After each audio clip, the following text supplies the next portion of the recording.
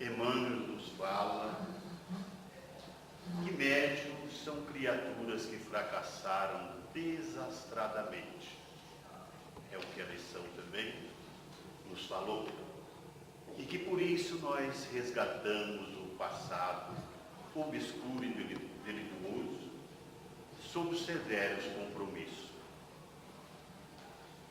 Mas quando nós chegamos na casa espírita, que viemos em busca do chamado desenvolvimento mediúnico, nós chegamos com o receituário prontinho. Eu vim aqui desenvolver mediunidade. Eu sou médium. Quer dizer que ele já se consultou com alguém? Eu sou médium. Quero desenvolver mediunidade. Mas a mediunidade, durante o nosso estudo da noite, nós vamos ver o seguinte, que a mediunidade é para uma vida, não a vida atual, mas para a vida eterna. Desenvolver mediunidade é para tudo sempre. A gente vê através dos livros, através dos estudos, que a mediunidade pode ser considerada como um curso que nós iniciamos, um curso de medicina, ou uma engenharia, ou tantos outros cursos que demandam aí 15, 20 ou mais anos sentado num banco de escola, aprendendo para podermos um dia servirmos naquilo que nós nos propomos. Se formos médicos, ou se formos engenheiros, seja o que for, nós passamos ali uma temporada.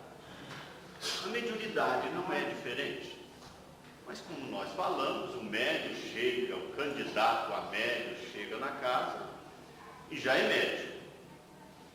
Como disse Emmanuel, no livro dos Espíritos, na realidade, realmente, todos nós somos médios. Mas médium, como falou na lição, médium espírita já é um pouco diferente. Mas eu quero falar o seguinte, quando nós iniciamos na mediunidade, no desabrochar da mediunidade, isso pode nos acontecer em casa, na rua, no centro espírita, ou qualquer outro templo religioso, e pode acontecer até com um materialista. Não depende, não escolhe o sexo, nem posição social, e nem idade. Pode ser numa criança, num jovem, num adulto e também num velho. Isso independe. E a mediunidade, ela surge de vários tipos. Podemos dizer que são vários e vários tipos que manifestam a mediunidade. Uns sente calafrios, outros calor, frio, uma hora muita alegria, outra hora muita tristeza, uma hora está nervoso, outra hora está sereno. Então são vários tipos de manifestação da mediunidade. E a mediunidade também, às vezes, ela apresenta como se fosse uma doença. E o médium, às vezes, procura os hospitais, os médicos, para poder entender o que está acontecendo. Até que, de repente, alguém mais caridoso fala com ele, você é médium, você precisa desenvolver a mediunidade. Então ele vai na casa espírita. Eu vim aqui que eu quero desenvolver a minha mediunidade. E tem uns que chegam e falam, tem um espírito que está me perturbando, eu quero que vocês dão um jeito de prendê-lo. Prende esse espírito aí. Aí já vai logo no presidente, né, do centro espírita, porque ele é o presidente, ele é o mais poderoso. mais preparado para aquilo. Aí chega aqui no Joana d'Arc, Silvio, prende o meu espírito que está comigo aí, é um jeito que eu não aguento mais, ele faz eu sofrer muito. Mas nós precisamos entender o seguinte: esse problema é nosso, está conosco, está dentro de nós. Não é o centro Joana d'Arc, não é o Silvio, e centro nenhum vai resolver o nosso problema. Como fala na lição, está nas nossas estranhas, lá dentro. Então não tem como tirar, não tem como nós passar a responsabilidade para outro. É nosso. Nós pedimos para renascer com essa faculdade. Primeiro nós pedimos que queríamos nascer cego, mudo, surdo, qualquer coisa, mutilado, mas queria a benção do esquecimento. Aí o benfeitor fala: não, você vai ser médium espírita, servir ao espiritismo. Veja que interessante, porque médium todos nós somos, mas médium espírita não é porque estamos aqui dentro que frequenta o centro espírita que é médium espírita. Precisamos entender que médium é aquele que trabalha, que desenvolve. Não é só porque incorpora espírito que seja médium espírita. Então, do lado de lá, ele pede, ele quer renascer de qualquer jeito, ele quer a bênção do esquecimento. Ele quer esquecer o passado. Não importa como, ele quer a bênção do esquecimento. Aí ele pede para nascer nas piores condições. Ele fala: não, você vai nascer médium. Você vai servir como Jesus serviu. Você vai trabalhar em benefício dos seus semelhantes. Mas quando nós chegamos aqui, que vem as dúvidas, que vem as dores, porque normalmente o contato com nossos irmãos em sofrimento é desagradável.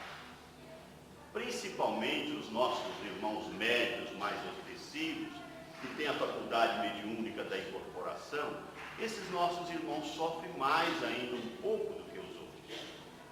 Mas se eu queria passar uma vida toda numa cama, se de repente ele nasce bonito, né, forte, sem doença, mas ele tem a responsabilidade de servir. Segundo nos fala André Luiz naquele livro Os Mensageiros,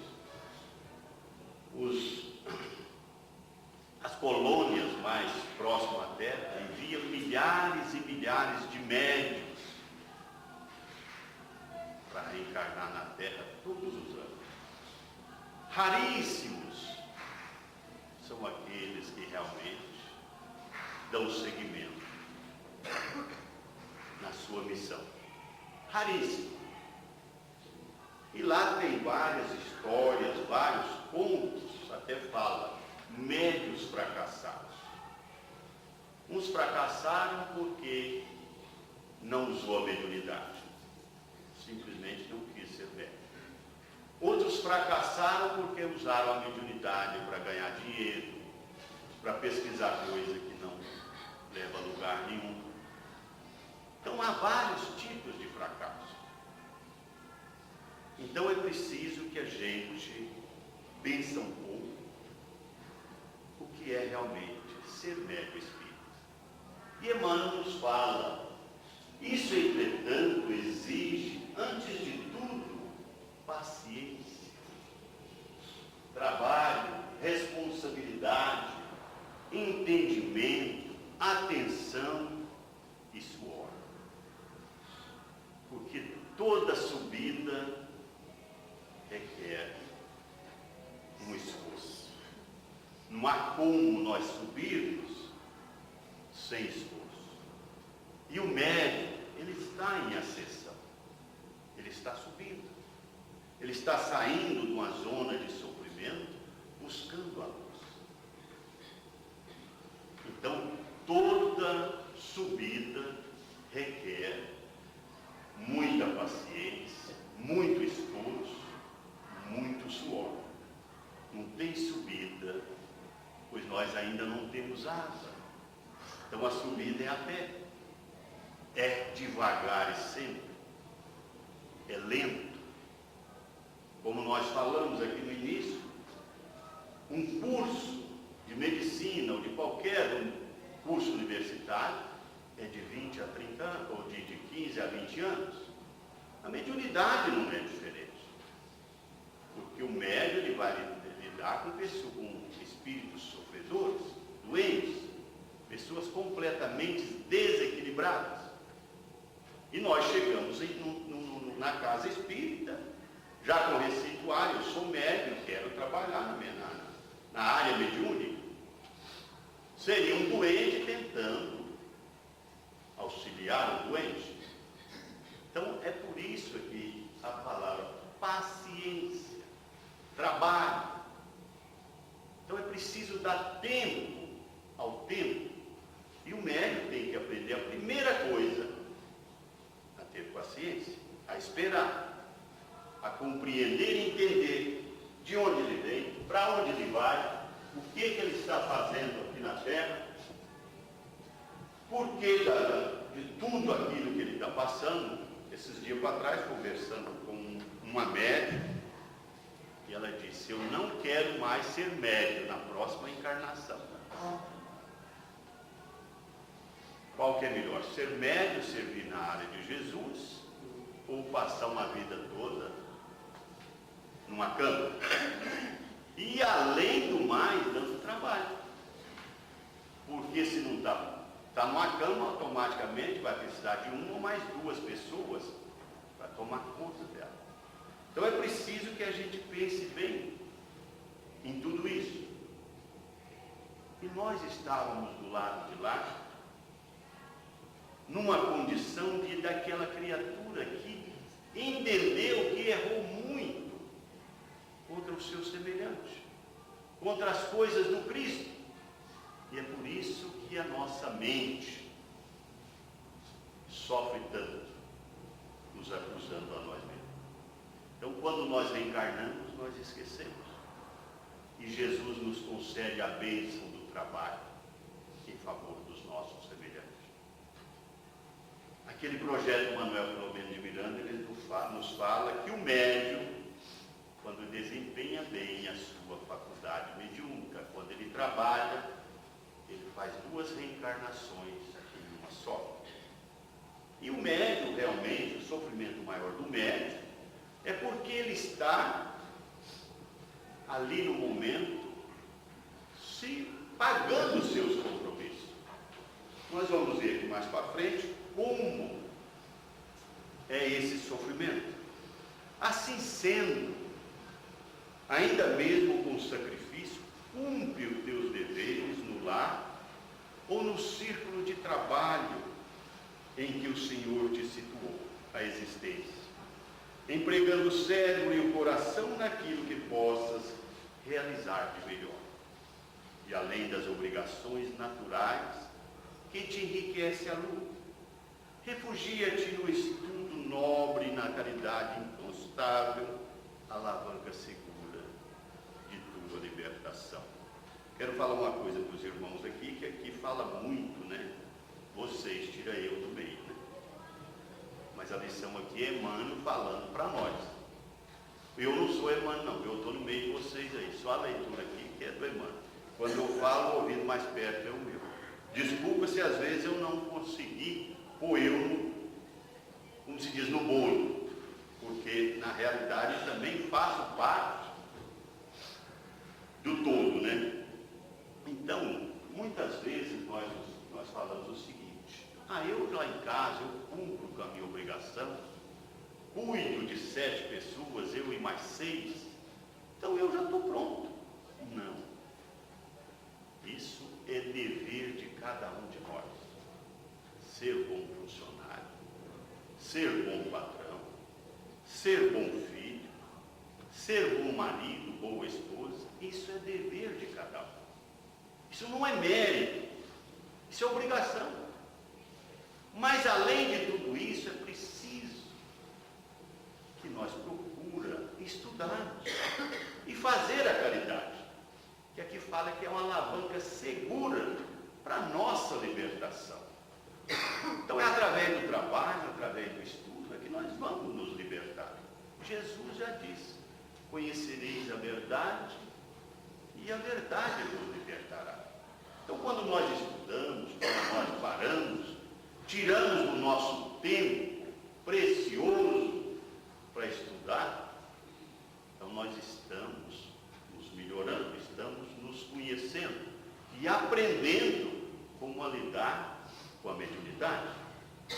Quando nós partimos para o trabalho, para fazermos a caridade, nós estamos nos apresentando para os espíritos superiores, porque nós só vamos nos apresentar a hora que nós abrir as nossas ferramentas de trabalho. Se só vir no centro, tomar banho, água fluidificada, e aqui ficar durante 30, 40 anos, e aí eu não melhoro, mas realmente não melhoro, porque nós precisamos nos apresentar. Estou aqui, é igual a oração do João de Pai, João está aqui. Chega na roça, Pai, João está aqui. Vai dormir, Pai, João está aqui. Era a oração dele, mas ele estava ali para o que desse e viesse. Então é preciso que nós nos apresentamos para o trabalho, para o estudo, e que estejamos dispostos realmente sermos médios espíritos. E aí Emmanuel nos fala: o livro edificante opera saneamento da alma, descerrando-te os mais elevados caminhos da terra, e o serviço prestado desinteressadamente ao próximo ampara-nos com os valores da simpatia, agariando-nos as bênçãos dos céus. O estudo vai nos limpando, tirando os nossos pensamentos negativos. E aí começa a operar uma coisa chamada reforma íntima. Nós começamos a modificar os nossos pensamentos, as nossas vibrações, através do estudo, através do conhecimento. Então nós começamos a nos preparar para ser médios. E aí nós podemos dizer: um botão de rosa que desabrocha, para o encanto e o perfume de uma rosa embelezar a vida, desabrochando naturalmente. A mediunidade é esse botão, tendo por jardineiro o espiritismo que cuidará do seu crescimento. Então, desenvolver mediunidade é, antes de tudo, desenvolver conhecimento, desenvolver amor, desenvolver paciência, desenvolver humildade, tolerância. Nós podemos ficar aqui uma hora, talvez, falando das coisas que nós precisamos desenvolver antes de sermos médios. A mediunidade em si é a última coisa do trabalhador espírita. Só depois. Tem, por exemplo, às vezes ainda temos aí centros que dá diploma para o médium. Derudides Rezende Borges frequentou o trabalho de estudo no centro tal durante 3 anos. É médium. Ele já recebeu muitos espíritos, mas não recebe muito. Então são coisas assim que nos deixa, né, naquela. Mediunidade é uma coisa que nós já falamos, é paciência. E a última coisa que nós devemos buscar numa casa espírita. Esses dias para trás, uma colega minha chegou perto de mim e falou assim: eu fico assim, parece que eu sinto umas coisas, parece, o que você acha? Eu não acho nada. Mas ela hoje está descobrindo, né, que desenvolver mediunidade não é numa mesa mediúnica. Desenvolver mediunidade mediunidade é amor, amizade. Por exemplo, uma pessoa chega numa casa espírita e quer ser médium, não conhece ninguém, grupo nenhum, e ele então vai para uma mesa mediúnica. Como é que é a vibração desse nosso irmão em relação aos outros? Se ele está enfermo, ele tem que ser isolado pela espiritualidade. Se ele não conhece ninguém, não tem afinidade com ninguém, como é que ele vai ficar no meio daquele pessoal que ali se encontra? Ele vai ficar vendido. E depois ele vai, ninguém ligou para mim, esse povo é muito enjoado e tal. Ele não ambientou, não teve ambiente, ele já se foi direto para onde não deveria ter ido. É uma outra coisa que nós precisamos preocupar. O médium precisa conhecer os seus amigos, seus companheiros de trabalho. Precisa ter confiança de poder alguém chegar e dizer, você está errado. E não é porque fala aquilo que ele está errado que ele vai me livrar e vai embora, vai largar o trabalho. Não é por aí.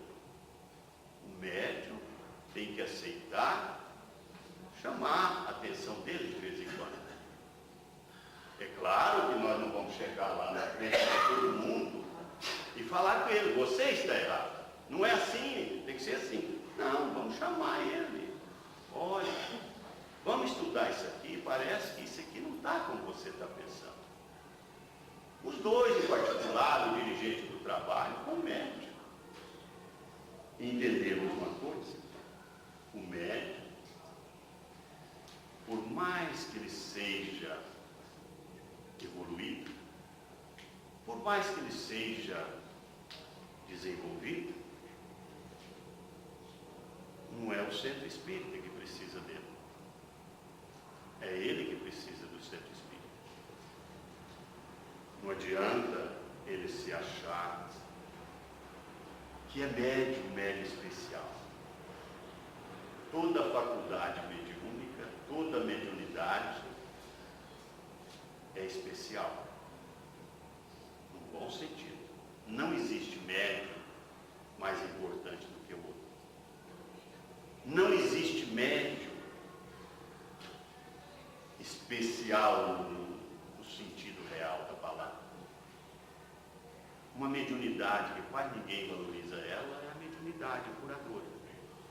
Está lá no capítulo 26, no item 10, que fala: mediunidade é coisa séria, que deve ser praticada santamente, religiosamente.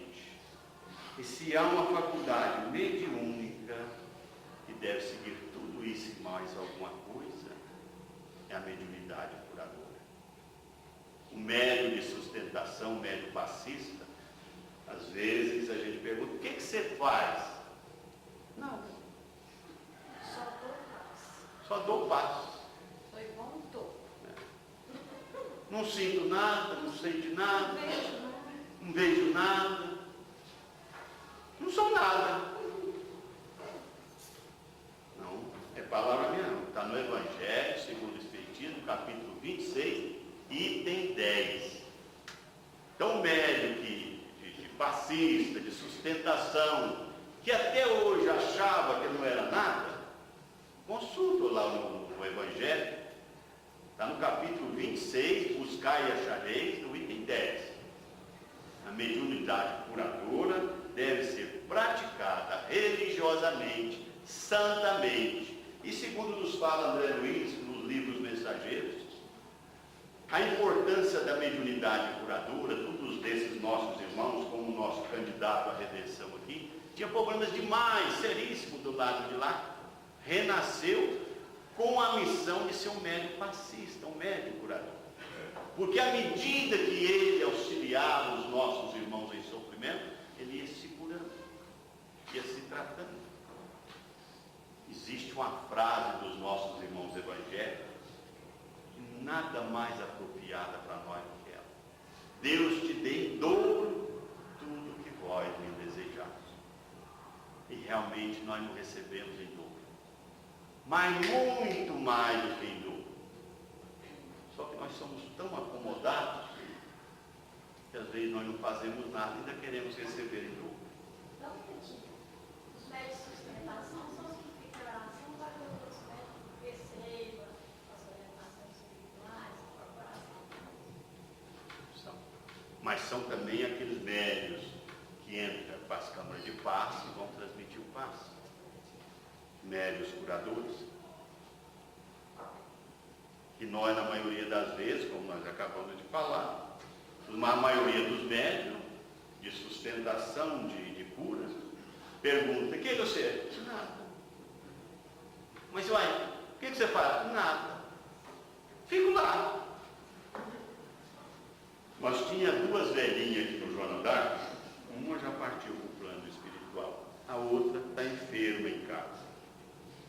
Ela fazia parte do nosso trabalho mediúnico. O dia que essas duas velhinhas estavam trabalhando, que elas estavam na reunião mediúnica, a reunião mediúnica fluía mais serena, mais equilibrada. Mas elas duas não faziam nada.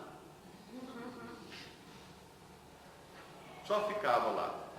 Mas o trabalho era mais suave. O doente em que ajudas será o remédio em tuas feridas, e o desesperado em quem reconforta será o consolo em teu coração. Quando nós, aqui fala, né, do trabalho desinteressadamente, aquele que nós faz sem nenhuma pretensão de, como se diz, né, de receber nada em troca, mas às vezes nós vamos no centro, né, não vou lá porque hoje está difícil, eu estou com os 3 obsessores do meu lado, o pessoal larga menos 2 lá, né? Então, essas caridades que a gente faz, essa ajuda, a gente vai visitar os enfermos, né? São um tipo de medicamento que, sem nós perceber, nós estamos trazendo para nós. Aquelas pessoas desesperadas que às vezes nos buscam e que nós conforta elas, conversa com elas, ou às vezes não falamos nada, mas ouvimos. Aí ela sai e fala: graças a Deus, Deus te paga. Falei o que eu precisava, desabafei. Ainda bem que nós nem não abrimos a boca, né? Ficamos só ouvindo, porque se abrir a boca ainda fala coisa errada. Então, isso é um tipo que nós vamos nos consolando, nós vamos nos tratando. E nós voltamos lá em Francisco de Assis, quando ele fala: ó mestre, fazei que eu procure mais consolar do que ser consolado, amar do que ser amado, pois é dando que recebemos. E aí ele ainda fala mais alguma coisa: é morrendo que se vive para a vida eterna. Mas ninguém quer morrer. Então é isso é troca. Nós doamos, nós recebemos. O milagre não existe. E aí Emmanuel fala o seguinte: não reclames do Cristo o milagre de teu reajuste.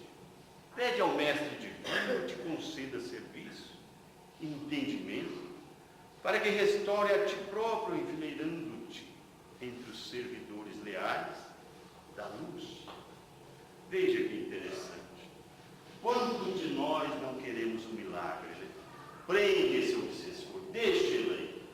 A hora que ele escapar, ele vai com muito mais ódio, com muito mais raiva, e o estrago será muito maior. Então, em vez de nós querer o milagre da preguiça, de que afasta de nós, como diz, né? Afasta de mim esse cálice, vamos pedir a Deus que nos dê força, convidar esses nossos irmãos para vir para o centro, ouvir palestra, participar conosco dos trabalhos da peregrinação, da campanha do quilo, visitar enfermos. Aí eu tenho certeza, ou ele melhora ou ele vai embora. Porque ele não vai ficar se ele não melhorar.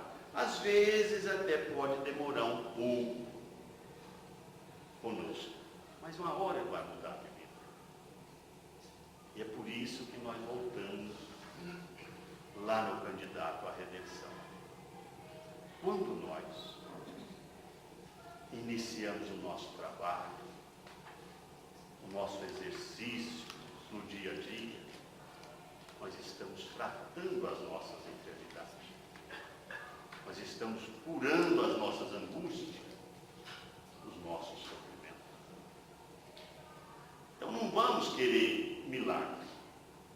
Vamos pedir trabalho. E outra coisa, que se de repente acontecesse que afastasse de nós esses obsessores e chegasse alguém perto de nós, ou me orienta aí, como é que eu faço, o que é que você fez? Uai, você fica aqui e pede aí, porque Jesus dá um jeito. Era o que nós íamos falar. Mas eu já pedi, eu não consegui, então a sua súplica está muito mais pior do que a minha, porque eu pedi, eu consegui. Gente, o milagre no Espiritismo não existe. Existe merecimento. Tudo é conquista, tudo é trabalho, tudo é luta. Como dizia um sábio, moleza é mastigar água. Esse sábio é lá da roça, onde eu nasci. Quando eles chamavam nós para ir trabalhar, moleza é mastigar água. Não basta, pois, desenvolver a mediunidade que trazes latente. É indispensável te aprimoras através do trabalho. Um momento, eu vou ler uma parte aqui. Não te queixes dos adversários e perseguidores desencarnados. Eles são nossos próprios companheiros, afetos do nosso ontem, que deixado a retaguarda em muitas circunstâncias, envenenado por nossas próprias ações destrutivas. Como nós falamos lá no início, o médium, Emmanuel nos fala que os médiuns são criaturas que fracassaram muito, que erraram muito. Mas eu nunca vi falar que uma lavadeira, ou melhor, que um médium, uma médium fosse encarnação de uma lavadeira do passado. Nunca vi falar que um médium foi um cocheiro de um rei na encarnação passada. Nunca vi falar. Mas eu já vi falar que vários médiuns, uns foi rainha, outros foi duque, outros foi duquesa. Esses são os médiuns reencarnados. Aí o médium fala com orgulho: eu fui o duque lá não sei da onde, matei tantos, por isso que eu estou aqui. Mas eu nunca vi falar que uma médium foi lavadeira da duquesa. Jorginho nos contou aqui uma história na sua palestra de um homem simples que tinha 4 filhos e uma esposa, que trabalhava como funcionário do governo naquela época, do reino ainda. E esse funcionário fazia um lote lá e falava: pode vender. O seu funcionário, o empregado desse funcionário do rei, vendia aqueles lotes, assinava o recibo e entregava o dinheiro para o patrão. Até que um belo dia foi descoberto o que estava correndo ali e prenderam um coitado lá que não tinha nada a ver, o pai de 4 filhos e uma esposa. E ele pedia ao seu patrão: conta para eles o que é realmente que eu fazia. Estava te obedecendo. Mas o patrão dele era aquele que fazia cumprir a lei. No momento fugiu da minha cabeça a função dele.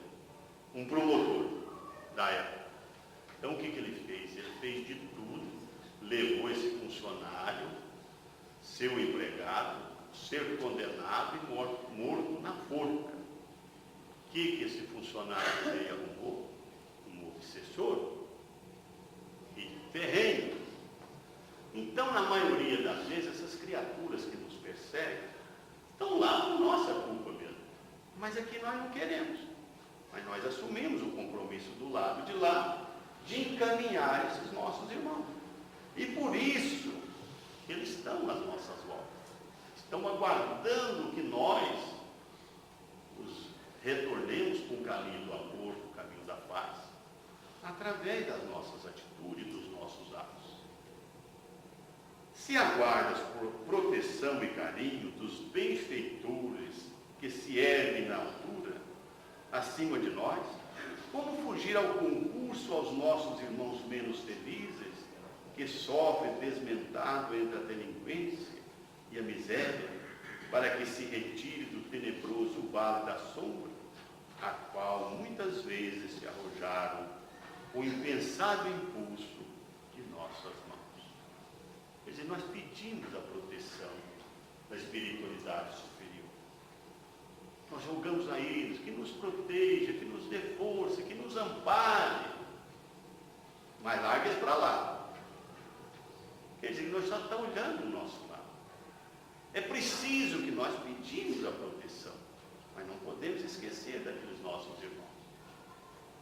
É aquela história, vamos pegar na mão do Cristo, mas vamos também pegar na mão daqueles que estão na nossa retaguarda. Porque nós queremos proteção. Como nós falamos, não existe, como se diz, milagre. Existe merecimento. Para nós merecermos, é preciso de ampararmos.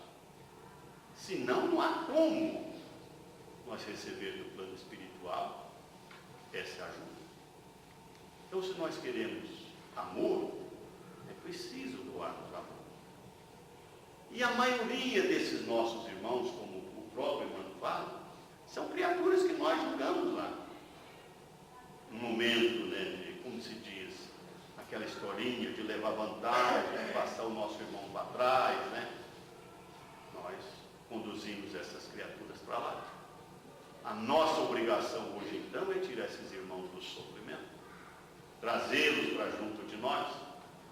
Causa-nos muito sofrimento, muito aborrecimento, mas é a melhor maneira que nós temos para seguirmos em frente. Segundo André Luiz, ninguém vai em frente se tem alguma coisa que o prende. Então, se nós quisermos evoluir, é preciso de ajudar, é preciso de dar a mão. Oferece-lhes assim o teu exemplo vivo na paciência, na abnegação, na fé, na caridade, na tolerância, no dever dignamente cumprido, para que leiam em tua própria vida a cartilha da própria transformação. Então nós temos que dar o exemplo. Nós temos que exemplificar.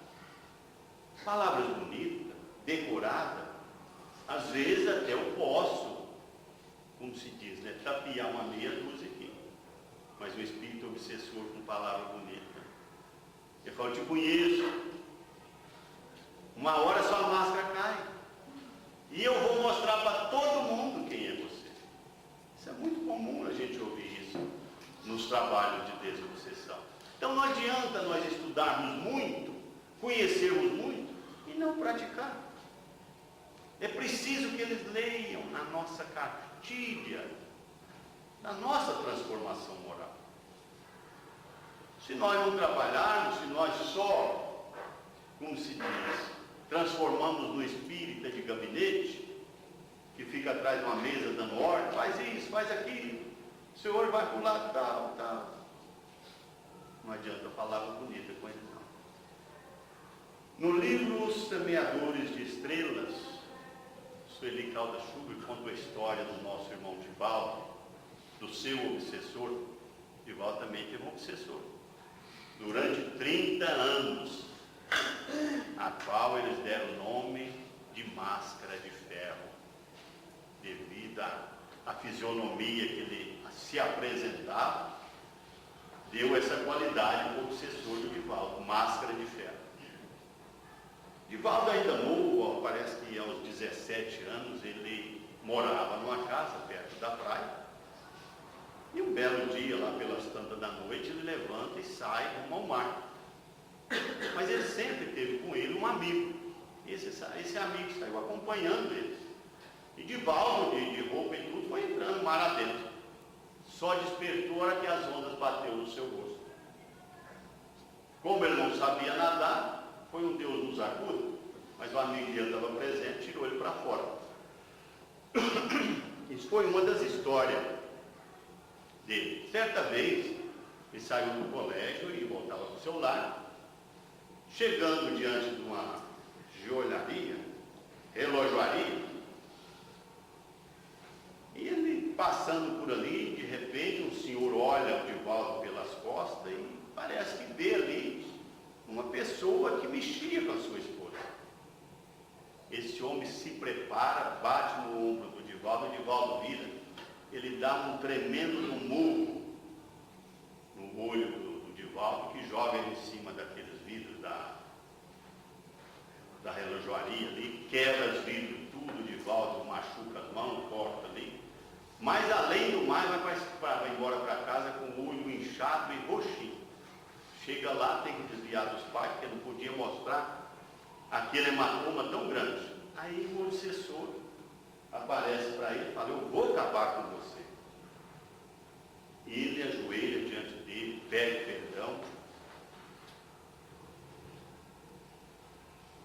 Aí o obsessor, como era um companheiro dele de outras vidas, que era um padre, falou com ele: só te perdoo se você voltar para o catolicismo.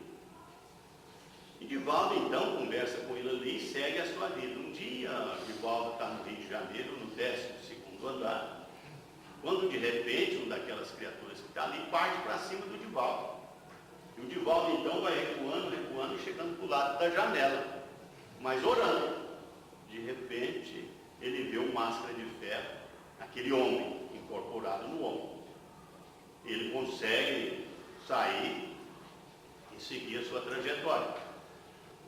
Então isso aí aconteceu com Divaldo.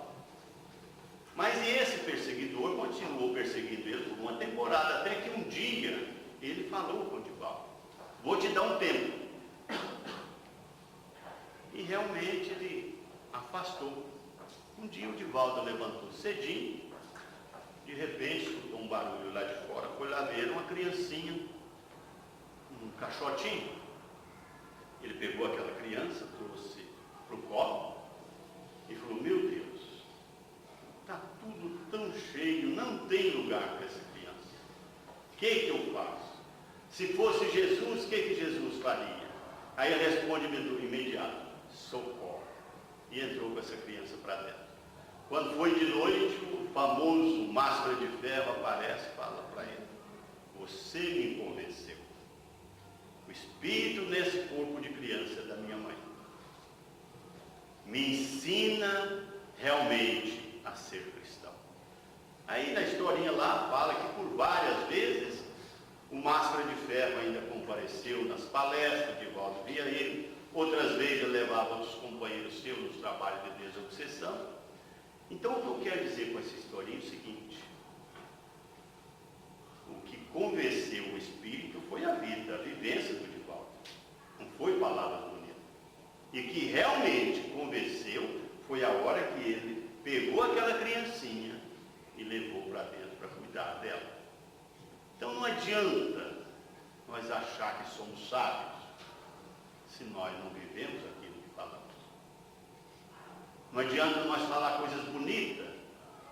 Certa vez nós conversávamos com o espírito e falava lá alguma coisa assim, sei lá, meu português muito ruim, mas de repente ele virou para mim e falou assim: filho, fala diferente, eu não estou te entendendo nada. Falou para mim. Eu ouvi isso no trabalho nenhum. Então não é palavra bonita, é aquilo que nós vivemos, é o nosso dia a dia. E aí ele fala: não basta, pois, desenvolver mediunidade que trazes latente. É indispensável te aprimores através do trabalho, da prece, com base na fraternidade e no estudo, para que se faças operário do Cristo, com que o Cristo possa contar. Não perca tempos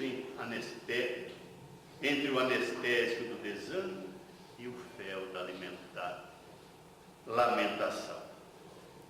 Quer dizer, desenvolver mediunidade, como nós falamos, é uma coisa até simples. Incorporar espírito, mais simples ainda. Às vezes, se nós sair na rua aí, a gente vai ver irmãos nossos incorporados, xingando, falando coisas aí na rua. É um médico. Agora, desenvolver, aí é outro problema. Quando a gente fica lamentando, clamando, não, eu não dou conta. Certa vez, um nosso irmão chega no Chico Xavier e fala: Chico, eu acho que eu não dou conta, eu vou cair. Eu falei: eu não caio. Mas por que, Chico? Eu nunca levantei. E nós? Na nossa posição. É preciso seguirmos em frente, buscando no estudo, no trabalho, sermos realmente o instrumento de Jesus.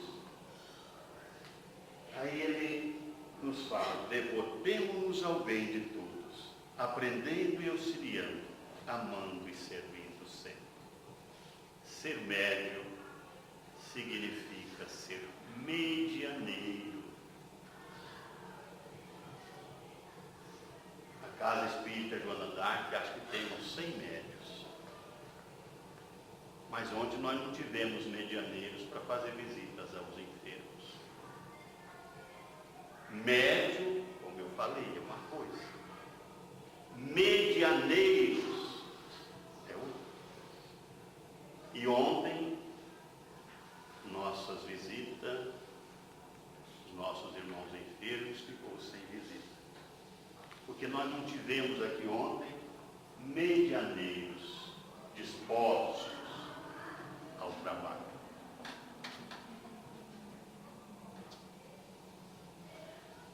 Eu falo sempre, eu já falei aqui várias vezes, muitas vezes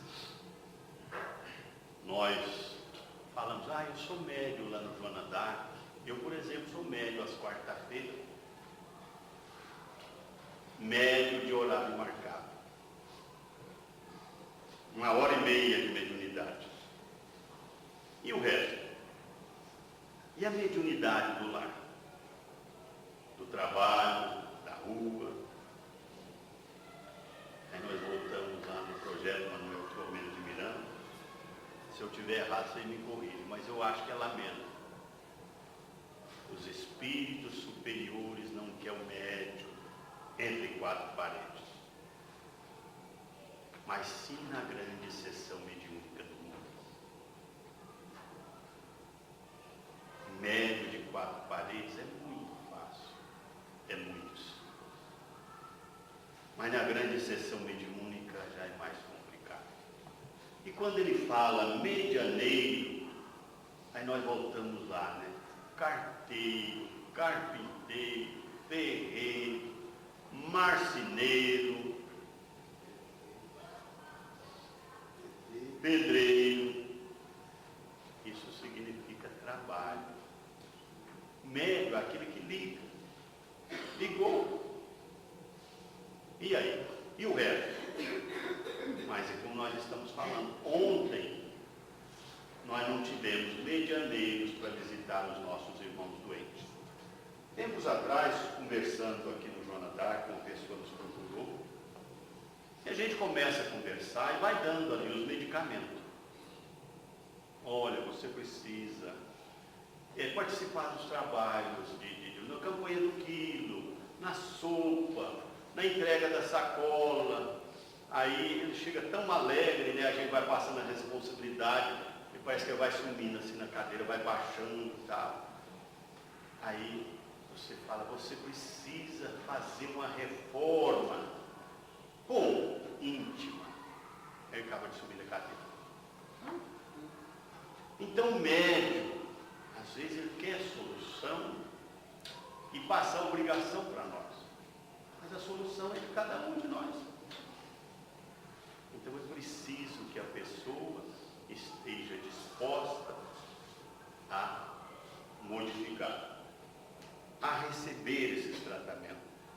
A gente às vezes vê falar assim, né, que o médico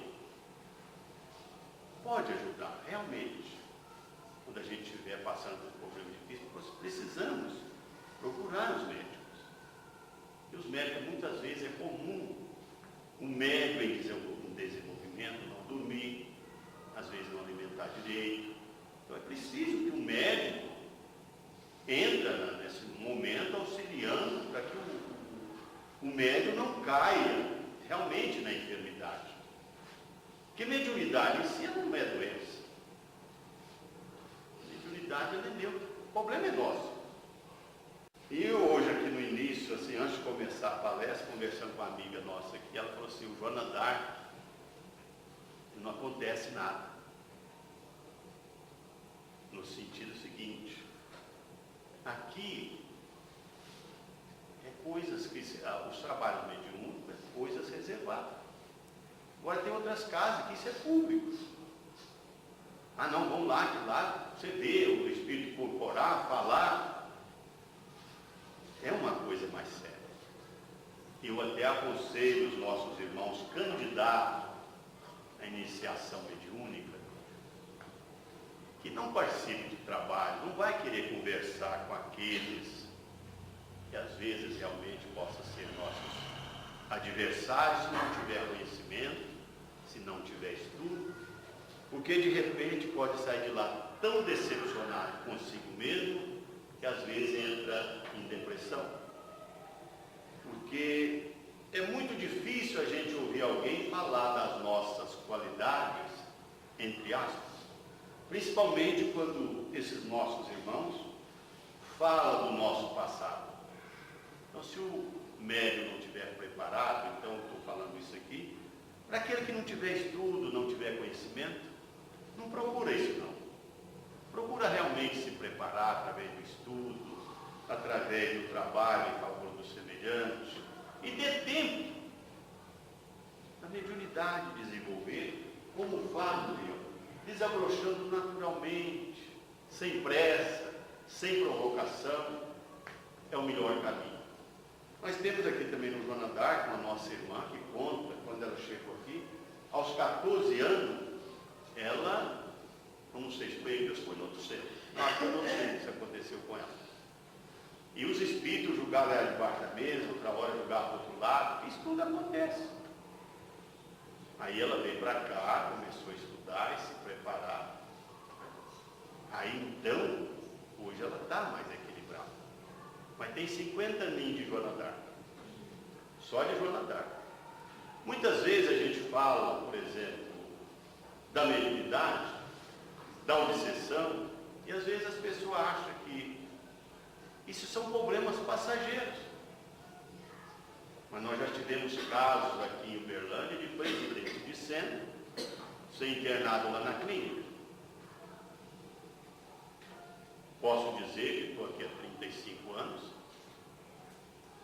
passando pelo terceiro problema chamado obsessivo, mas até que equilibrado. Estou até fazendo palestras, você ainda está me filmando, veja que interessante. Então são coisas que é para uma vida que nós falamos no início. Desenvolver mediunidade é desenvolver carinho, conhecimento, paciência. Tem um negócio chamado perseverança. O médium que não perseverar, ele não vai a lugar nenhum. Porque se ele vem aqui, por exemplo, vem uma vez por semana, aí acha que é muito. Eu venho, agora até que eu dei uma afastadinha, né? Mas eu vinha segunda, terça, quarta, pulava na quinta, voltava na sexta, no sábado e no domingo.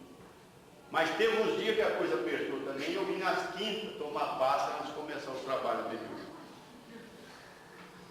Estou contando isso aqui, não estou falando com o intuito de querer demonstrar nada, estou falando da realidade. É claro que cada caso é um caso, e eu tenho a impressão que o meu é mais bravo do que o dos outros. Mas o que nós temos que pensar é o seguinte, que hoje nós estamos equilibrados, mas todos nós estamos em processo de desenvolvimento mediúnico. todos nós estamos nos preparando para que realmente sejamos médios por Jesus, se não for nessa, na próxima. E nós precisamos entender o seguinte, que nós que já somos médios aqui, estamos trabalhando na área mediúnica, vamos passar para o lado de lá e continuar trabalhando. Se alguém duvida, pega os livros de André Luiz, lá está cheio de histórias de médios trabalhando de lá, socorrendo o enfermo. Naquele livro Tormentos da Obsessão, Maria Modesta, que trabalhou com Inácio Ferreira aqui em Uberaba, está do lado de lá, no sanatório espírita, sendo médium de incorporação aos nossos irmãos em sofrimentos maiores. Para encerrar, porque senão, né? Não vale desse modo apenas guardar o título. É imprescindível a nossa expansão no discernimento, no mérito, na compreensão, na bondade, com utilidade para os outros. E aperfeiçoamento de nós mesmos, que habilitem o ser a ser devotado artifício do amor e fiel mensageiro da luz. E aí, um irmão nosso aqui fala o seguinte: ninguém sabe quem teria sido o samaritano da parábola. Se um homem de elevada cultura espiritual, ou se um analfabeto de conhecimento da vida. Se um representante da autoridade, ou se um homem a esconder das próprias culpas. Entretanto, porque se compadeceu e auxiliou, porque agiu e serviu em favor do próximo, conseguiu se identificar com o trabalho dos anjos. Que Jesus os abençoe e ampare. Quero deixar uma coisa bem clara. Não falei o que é realmente mediunidade. Temos uma pequena noção. Nós pesquisamos 17 livros. E cada um tem uma ideiazinha um pouco diferente. Mas o que eu posso dizer para os irmãos? Que a mediunidade é a maior oportunidade que Deus nos concedeu até hoje na face da terra. Quando usada por Jesus. Quando usada em benefício dos nossos semelhantes. E que a paz do Cristo esteja no coração de todos nós.